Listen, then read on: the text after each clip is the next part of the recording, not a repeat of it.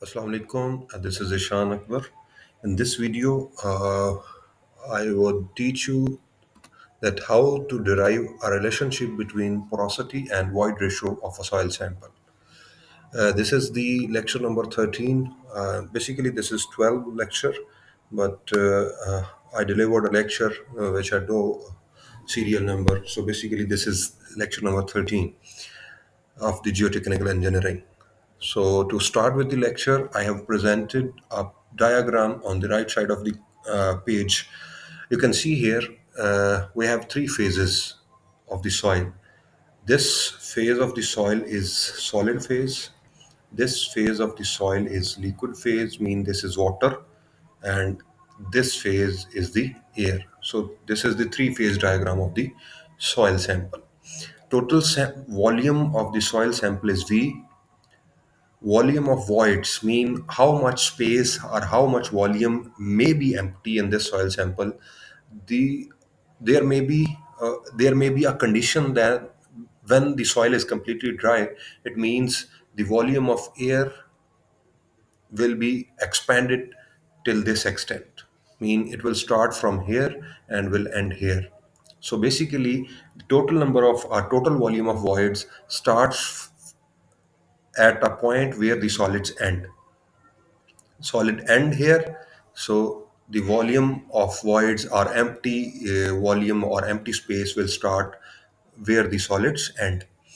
So this total volume is the volume of voids. So we can write it as VV is equal to volume of air plus volume of water if available.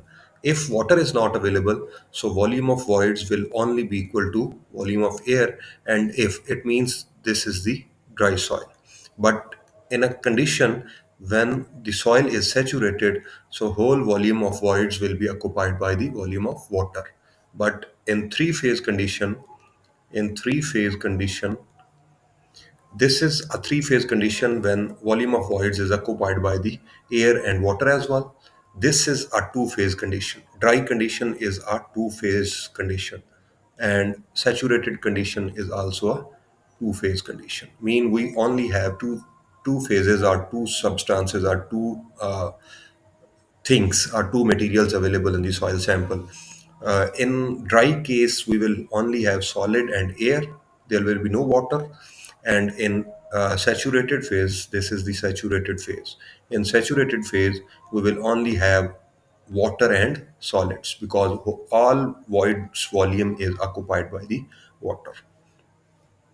So we can say we have simple volume of solids, volume of voids, volume of air, and volume of water in our soil sample if it is of three phase, and the final term is total volume of the soil sample.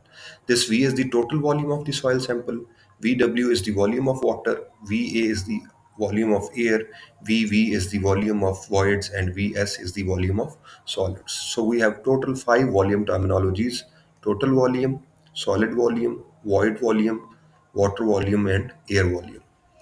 So we cannot ignore any one of these volumes. So basically,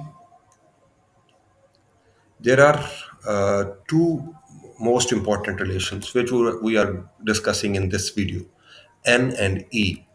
So, first of all, I would like to discuss porosity. What the porosity is? It is normally shown by N in most of the literature or in most of the books.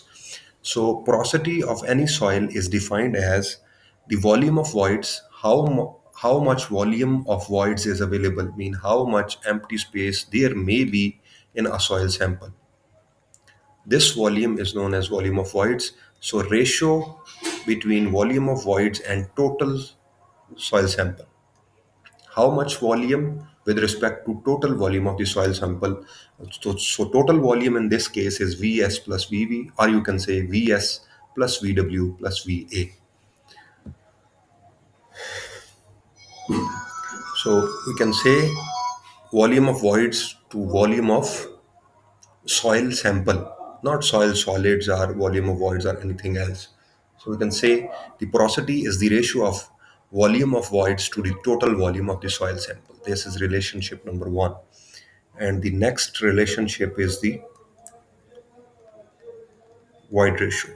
That is denoted by E, and it is equal to volume of voids to the volume of solids. Mean how much is the ratio between voids and solids.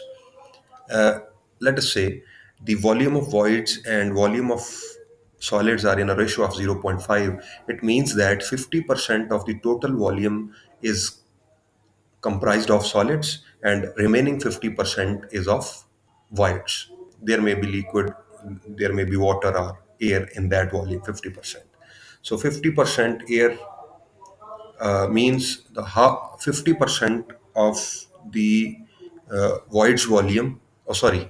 If sorry, if it is equal to 1, if E is equal to 1, so we can say that volume of voids is equal to volume of solids. It means that if zero point 0.5 meter cube is the volume of voids, then zero point 0.5 meter cube will be the volume of solids. It means that both are equal. If it is zero point 0.5, it means that volume of voids is 50% of the volume of solids. Now in this case, it will be 0.25 meter cube over zero point 0.5. And if this is equal to zero point 0.5, it means that whole volume is comprised of 50% of voids and 50% remaining volume is occupied of solids. So we basically want to derive a relationship between N and E. So keep these two formulae in mind. They will help us to derive a relationship between these two quantities. So I will write E is equal to VV, volume of voids over volume of solids. So what is the total volume of the sample, or what is VV here?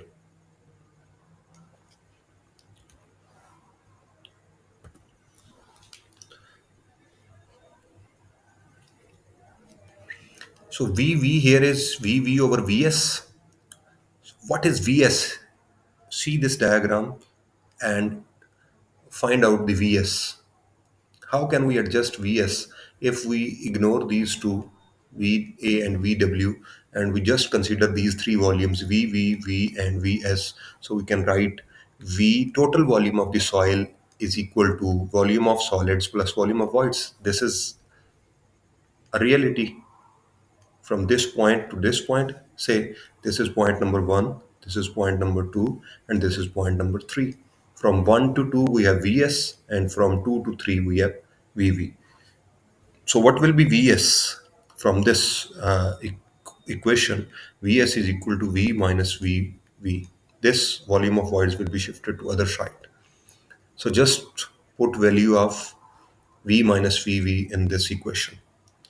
E is equal to volume of voids over volume minus volume of voids. So what do you need here? Because we are going to establish a relationship between void ratio and N. So go to last page and see what is N. This is VV over V.